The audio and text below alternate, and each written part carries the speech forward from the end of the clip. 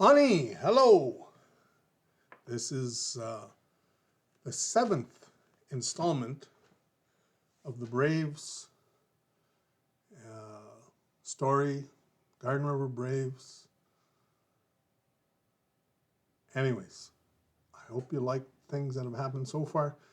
This last set is setting up some more of the guys we picked up at different points play with us, especially in the different tournaments, the OASA ball and whatnot. And then a couple of them came and played with us for the year at different points.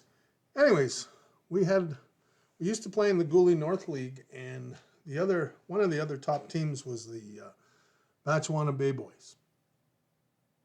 And so lots of good times with those fellows. We'd head out to Batchewana, or if we went for their tournament, we spent the weekend out there and, on the edge of Gitche Gumee, shining Big Sea water.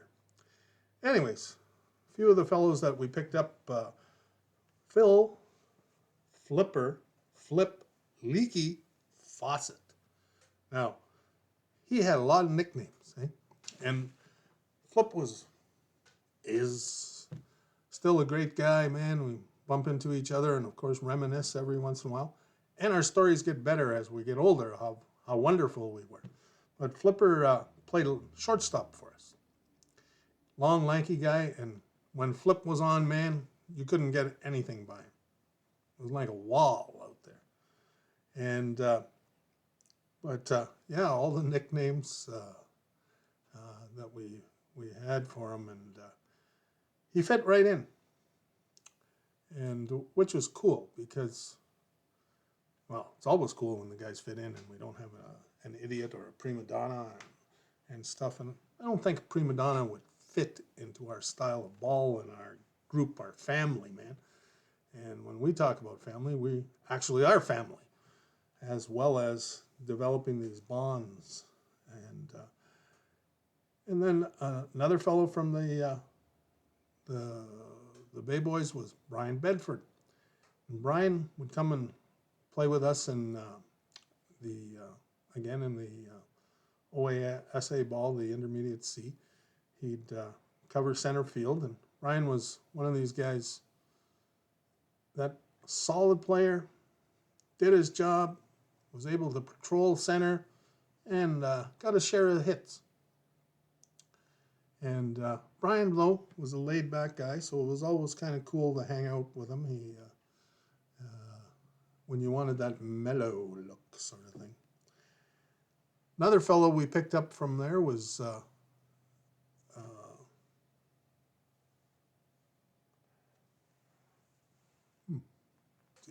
looking at myself in camera, and I think I'm getting uglier. Anyways, Brucey Beaver. Brucey, he was one of the guys, especially after Charlie sort of retired. Brucey played third for us a fair amount, but he was also another guy, fit in anywhere, and he's always game to go away for a tournament and play ball and hang out with the boys. And again, somebody that fit in and wasn't a fucking idiot. Now the premier guy and a hell of a character, Jimmy Shoeless Coolis. Now, Jimmy, pitcher for the Batchewana team, and especially when Darren started moving out of town and stuff, we needed a pitcher, and Jimmy would oblige and whatnot. And I remember him getting the nickname Shoeless, because I think he asked somebody where his shoes were, eh? At some swanky hotel that Rick booked us into. I think it was a rent by the hour place, but for some reason, Rick didn't let Lorraine do it. He did it. So we stayed there one night and had to get out because it was a creepy, crawly place. One of the guys went, motel room door, pile of dog shit that looked like it had been there for a few months. So quite the establishment. Jake DeRosario. Jake played for us after Darren left, and Jake was one of the premier pitchers in the Sioux, and like an awfully cool competitor, good hitter, and again, could drink beer.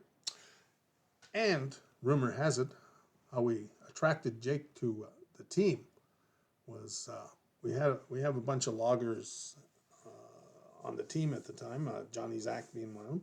Get him a load of firewood and stuff. So it worked out, and I mean Jake. Yeah, I loved playing with Jake. Loved talking to him, and because he had played for years by that point, and lots of stories about the competitiveness in the league, and you know, he's a guy love to have on your side, man. Good athlete, good pitcher. You hate playing against him because he's, lo and behold, he's got a bit of a temper. Just a mild one, though. Mild one. Anyways, and last but not least is Ray Lato played with us for a year. Or I think parts of a year or whatever. We actually, like I mentioned earlier, picked him up and went out to Winnipeg and in the Indigenous Games. And so we did Italian, Indian, yeah, it's pretty close. We didn't win the thing, so it is what it is, right? But Ray, like, I don't know how many times him and I, we'd be at the ball field, have the beer and then off to whatever bar we were going in. How many times we stood outside after closing time and just bullshitted for an hour or so or whatnot, eh? Because loved talking ball with him. Him and Darren actually were in high school together, and that's where they started talking ball back in those days, eh?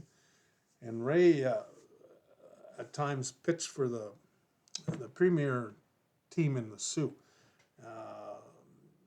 And so there was a lot of rivalry, but Ray's basically a nice guy. So you can't get mad at him. Or at least we didn't get mad at him.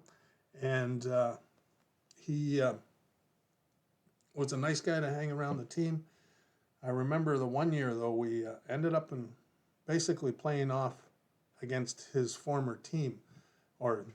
And by this time, the teams had changed and, different people.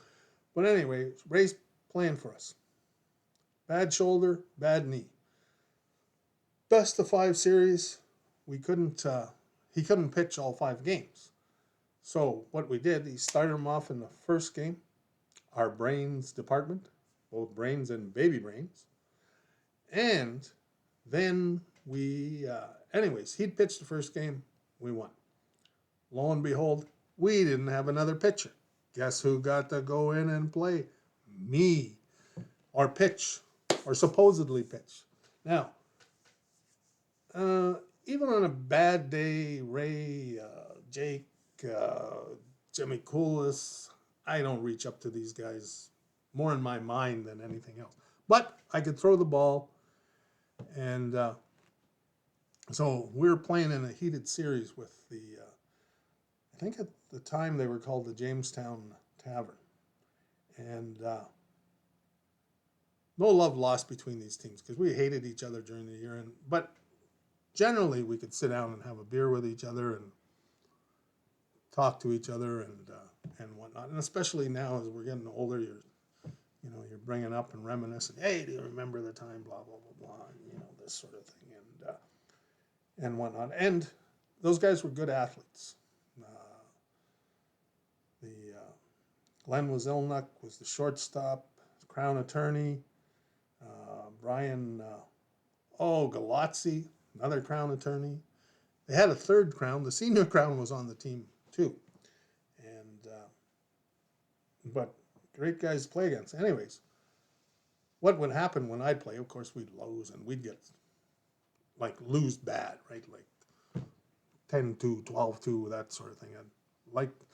Again, I can't lie to you and tell you how wonderful I might have been or could have been. And but those guys got mad at me at one point because I was throwing the ball too close to them. Some of them I hit, of course, accidentally.